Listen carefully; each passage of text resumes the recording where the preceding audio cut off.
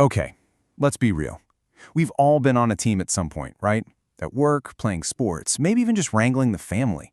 And you know that feeling, that incredible high when everything just clicks, and the absolute frustration when it all falls apart. So what's the secret? What really separates the truly great teams from, well, everyone else? That's what we're going to dive into. I mean, it's the classic puzzle, isn't it? You go out and assemble a dream team. All the top talent, the absolute best individuals you can find, and they just don't click. They don't perform. It's this super frustrating problem that leaders have been tearing their hair out over for, well, forever. But here's the thing. The answer isn't about getting more talent. Nope. It's all about understanding the invisible forces, the dynamics at play inside any group of people. All right, so before we get any deeper, we need to get one thing straight. We tend to use the words group and team interchangeably, right? But here's the thing. In the world of performance psychology, they are worlds apart. And honestly, understanding this difference, that's the first real secret to unlocking a team's true potential. And this really lays it all out. See, a group is basically just a collection of individuals. Everyone's kind of doing their own thing, focused on their own goals. But a team, oh, that is a whole different animal. It's a single unit, all driving toward a shared goal. And the magic word here is interdependence. A team isn't just a bunch of people working near each other. It's a group of people who literally need each other to win. So, the big question is, how do you actually turn that collection of individuals into a high-flying team? Well, it's not magic and it doesn't happen overnight. It's a process. A surprisingly predictable four-stage journey that pretty much every single group has to navigate. A psychologist named Bruce Tuckman actually mapped this whole thing out way back in 1965. And you know what? His framework is just as spot on today. And here it is, the roadmap: forming, storming, norming, and performing. Now, it looks simple enough, but trust me, each stage comes with its own unique set of headaches. And here's the real kicker, you can't skip stages. You just can't. Every team has to walk this path. And get this, if you add a new person or change the goal, you can get knocked right back to an earlier stage. It's a constant process. Okay, let's break it down. Stage 1, forming. Think of this as the honeymoon phase.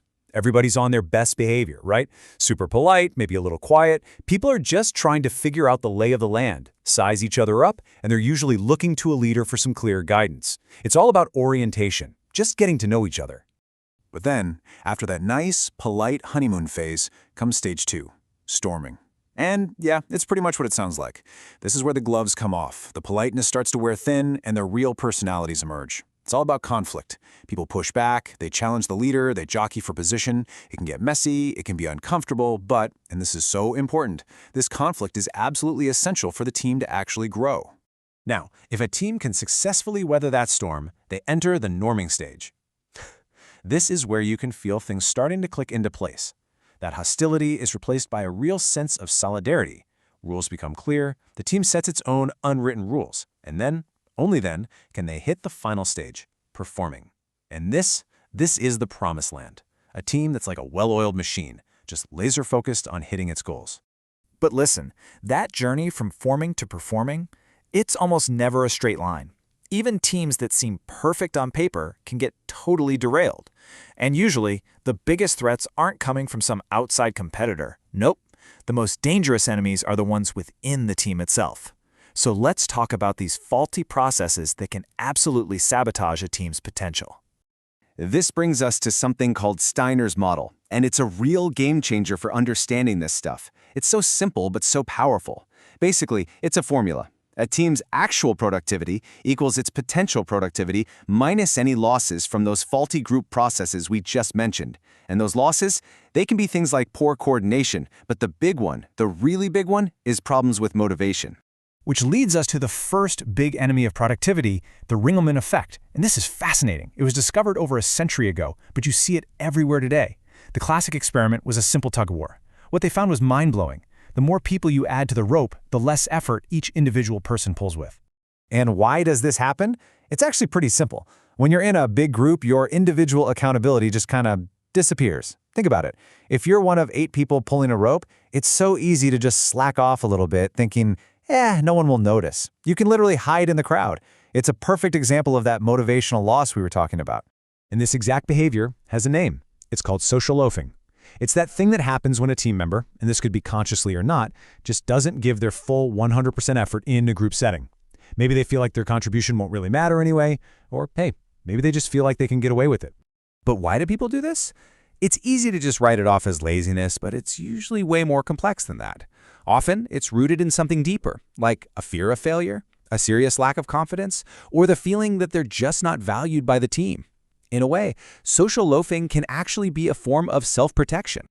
Okay, so if we've got these internal enemies like social loafing trying to tear a team apart, what's the antidote? What's the secret weapon we can use to fight back? Well, it all comes down to one incredibly powerful concept: group cohesion. Yeah, this definition really nails it. You can think of cohesion as the glue that holds a team together. It's that invisible force that keeps everyone pulling in the same direction, especially when things get tough. It's the magic ingredient that truly transforms a random group of people into a single, unified team. But here's a really important distinction you need to know.